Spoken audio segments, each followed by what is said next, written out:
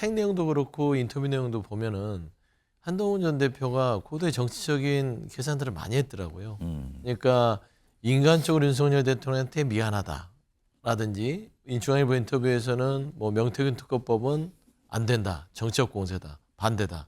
이런 것들은 현 지도부와 나머지 지금 현재의 윤석열 대통령을 지지하는 좀 강성 지지층의 눈치를 보는 거라면 이재명 대표에 대한 위험하다라는 어떤 평가, 예. 그거는 이재명 대표와 본인의 그림을 그리겠다는 전략이 있은 거고요. 이 3년 뒤에 물러나는 거, 대통령 되면 개헌하겠다. 예. 4년 중임제, 중대국 선거구제, 그다음에 2028년 총선과 함께 개헌에 국민투표를 하겠다. 이런 뜻이거든요. 그러면 이거는 뭐냐면 이 내란 사태에 대해서는 책임을 져야 된다, 우리가. 한 자릿수의 지지율에다가 지금 신문을 보면 아시겠지만 신문도 굉장히 지면을 인색하게 줍니다. 한동훈 전 대표한테. 요즘에요? 그렇습니다. 신문 보시면 알겠습니다. 오늘 신문 한번 보십시오. 한동훈 전 대표에 대해서 뭐 쓴 신문이 거의 없습니다. 그렇기 때문에 그것이 바로 현 주소다. 그러니까 저분은 지금 주머니에 자기 자본이 없습니다. 그렇기 때문에 차입을 해야 되지 않습니까? 누구 돈을 빌려오든지 뭐 이렇게 되면은 담보가 있어야 될 거 아닙니까? 나는 뭐가 있는데 돈 좀 줘. 이렇게 해볼게. 예. 이러니까 뭘 해보겠다는 게 지금 뭐 이게 앞으로 이게 나온 거 이겁니까? 국가 대개조, 뭐 개헌을 통한 뭐 메가 플랜, 7공화국 뭐 연은이 많으니 뭐 이런 예. 식으로 얘기하는 겁니다. 그렇게 뭐 차입 경영을 하기 위해서 저렇게 하는데 3년짜리 대통령, 3년 임기 대통령을 얘기했어요. 3년만 대통령 한다.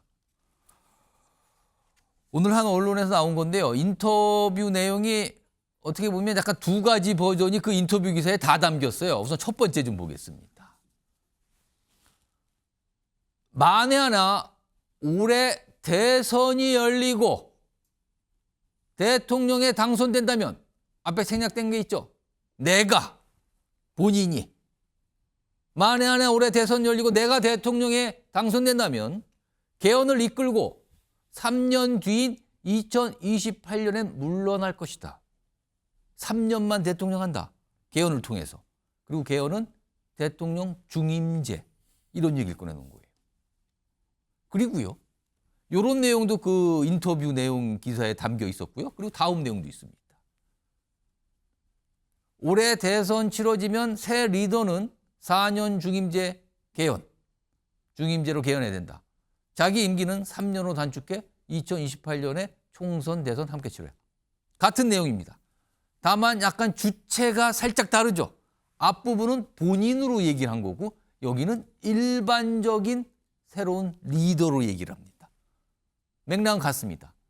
임기 3년으로 줄이고 개헌을 한다. 개헌을 통해서 임기 3년 줄이고 이겁니다. 이 얘기 좀 해봐야겠는데요. 오늘 여당 내에서 엇갈린 반응이 좀 나왔습니다. 들어보시죠.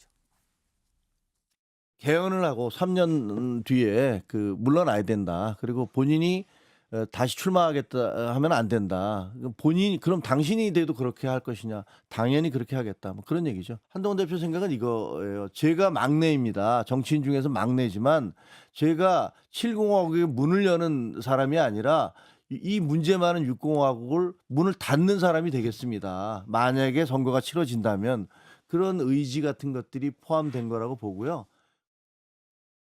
뭐 본인의 주장이고요. 예. 예, 당의 뭐 대표성은 전혀 없고요. 끝까지 제왕적 대통령 해보고 예. 그 다음 난 몰라.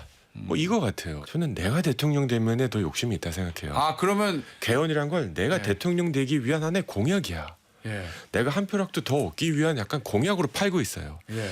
이러면 안 된다. 소영 조사님, 한동훈 전 대표가 임기 단축 개헌 주장을 꺼내놓고 사실상 인터뷰를 통해서 정치권 복귀를 한 셈이 됐어요. 그렇습니다.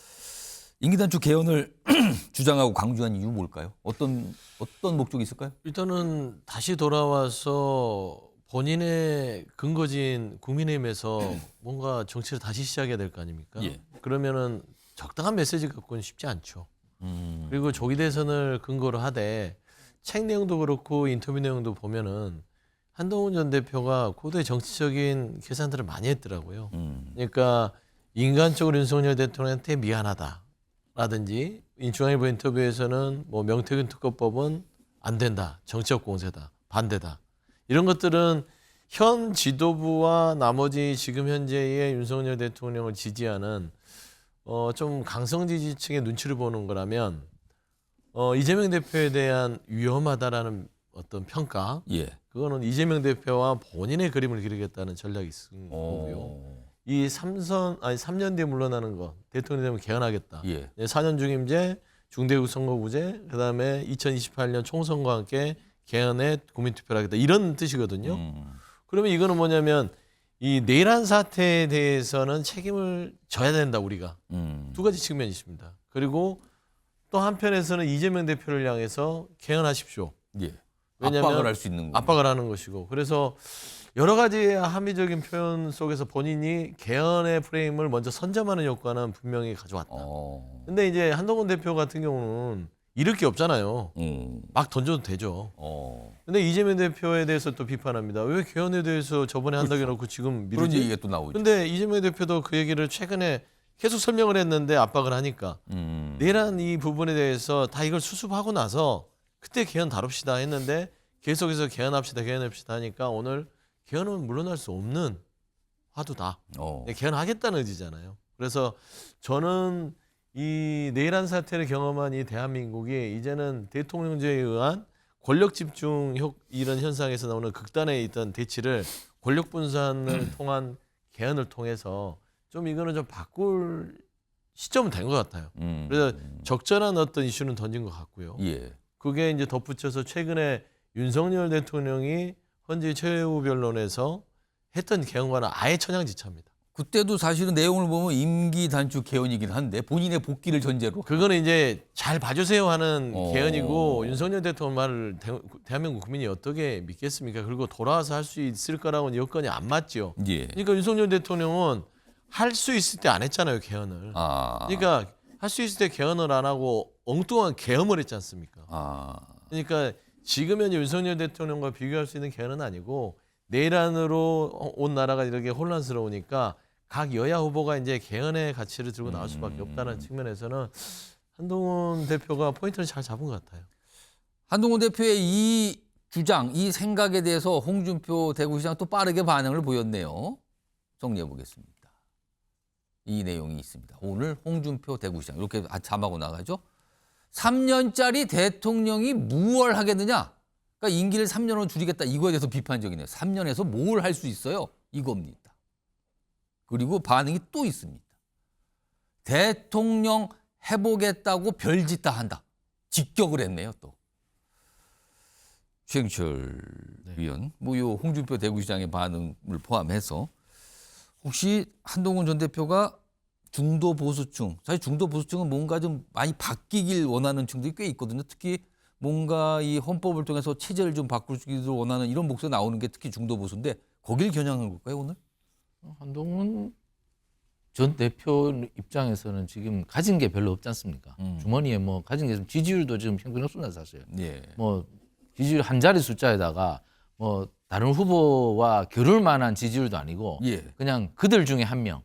당 대표를 했고 뭐 정말 이 윤석열 정부의 황태자지 않습니까? 예. 법무부 장관을 했고 그런데도 불구하고 한 자릿수의 지지율에다가 지금 신문을 보면 아시겠지만 신문도 굉장히 지면을 인색하게 줍니다. 한동훈 전 대표한테. 요즘에요? 그렇습니다. 신문 보시면 알겠습니다. 오늘 신문 한번 보십시오. 한동훈 전 대표에 대해서 뭐 쓴 신문이 거의 없습니다. 그렇기 때문에 그것이 바로 현 주소다. 그러니까 저분은 지금 주머니에 자기 자본이 없습니다.